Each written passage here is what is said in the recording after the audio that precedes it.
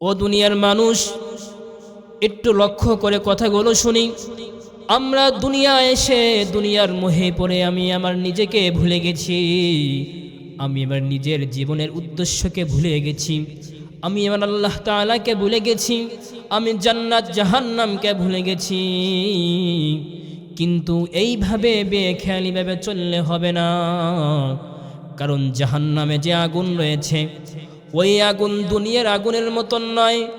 ওই আগুন এতটাই ভয়ঙ্কর, ওই আগুনের 70 ভাগের 1 ভাগের আগুন হচ্ছে দুনিয়ায় আল্লাহ তাআলা আমাদেরকে দিয়েছেন। আর এই দুনিয়ার আগুন 70 ভাগের 1 ভাগ যে আগুনে আমরা ব্যবহার করে থাকি, এই আগুন যে কতটা তাপমাত্রা আমরা খুব ভালোভাবেই জানি। আল্লাহ পাক রব্বুল আলামিন জাহান্নামীদেরকে যে আগুনের মধ্যে ফেলাবেন, ওই আগুন আর দুনিয়ার আগুন এক নয়। ওই আগুনকে আল্লাহ তাআলা ফেরেশতাদের মাধ্যমে প্রথমে 1000 বছর পর্যন্ত প্রজ্বালিত করাইছে।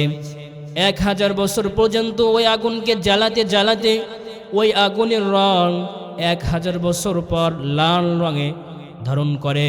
তখন আবারও ওই আগুনকে 1000 বছর পর্যন্ত প্রজ্বালিত করা হয়। 1000 বছর পর্যন্ত প্রজ্বালিত করার পরে ওই আগুনের রং তারপর আবার নীল হয়ে যায়। এরপরে আরও 1000 বছর পর্যন্ত প্রজ্বালিত করায়।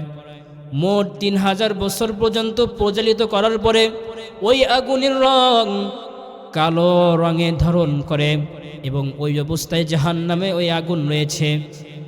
একটু খেয়াল করুন, দুনিয়ার আগুনে যদি আমাদের কারো হাত লেগে যায়, যদি আমাদের কারুর শরীরের কোনো একটা অংশ লেগে যায়, আমাদের কতটা কষ্ট হয়, আমাদের কতটা যন্ত্রণা হয়, একটু খেয়াল করুন।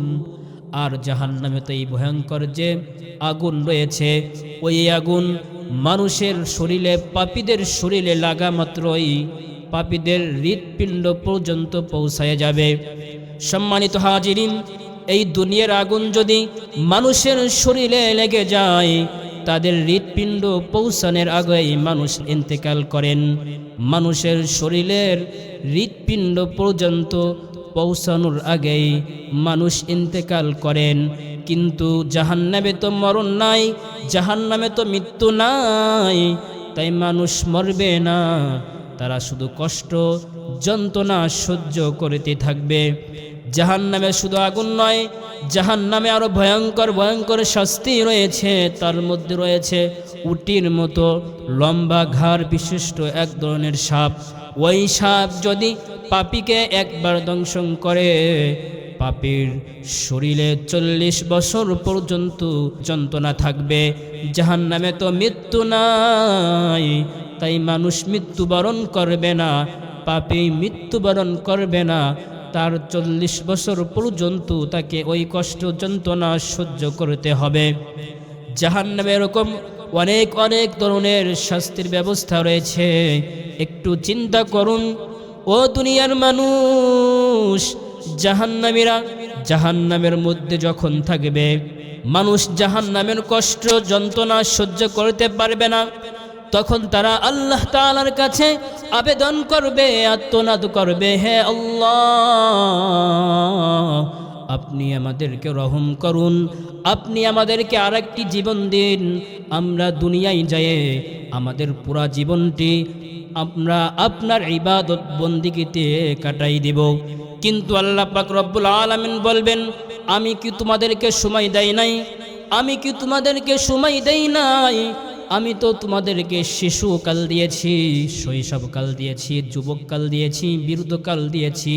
তোমার বুঝ হওয়া পর্যন্ত যা কিছু প্রয়োজন, যা কিছু প্রয়োজন, আমি তো তোমার মাঝে অগণিত নবী রাসূল পাঠাইছি, অগণিত হাদিস শোনানোর জন্য, কোরআনের আয়াত শোনানোর জন্য অগণিত ওলামায়ে কেরাম পাঠাইছি। তারা তো তোমাদের মাঝে বয়ান করতো, তোমাদেরকে শেখাইতো, তোমাদেরকে জানাইতো, কিন্তু তোমরা আমলে আনো নাই, বিশ্বাস করো নাই। তারা জাহান্নামের মধ্যে কষ্ট যন্ত্রণা ভোগ করতে থাকবে। এক পর্যায়ে তারা এগুলো সহ্য করতে পারবে না, তখন তারা জাহান্নাম থেকে পালানোর চেষ্টা করবে। কিন্তু আমার আল্লাহ পাক রব্বুল আলামিন পাক কালামে বলেন, ওয়া আম্মাল্লাযীনা ফাসাকু ফামাওয়াহুমুন নার কুল্লামা আরাদু আন ইয়াখরুজু মিনহা উঈদু ফিহা وقيل لهم ذوقوا عذاب النار الذي كنتم بها تكذبون। যখন জাহান্নামীরা জাহান্নাম থেকে পালানোর চেষ্টা করবে, আল্লাহ পাক রব্বুল আলামিন তখন তাদেরকে তাতেই আবার ফিরিয়ে দেওয়া হবে। আল্লাহ পাক যখন জাহান্নামীরা জাহান্নাম থেকে পালানোর চেষ্টা করবে, তখন তাদেরকে আবার তাতেই ফিরিয়ে দেওয়া হবে এবং তাদেরকে বলা হবে, তোমাদের বাস স্থান এখানে, তোমরা এখানেই থাকো। তোমরা দুনিয়ায় যাকে অস্বীকার করেছিলে তোমাদের স্থান এটাই।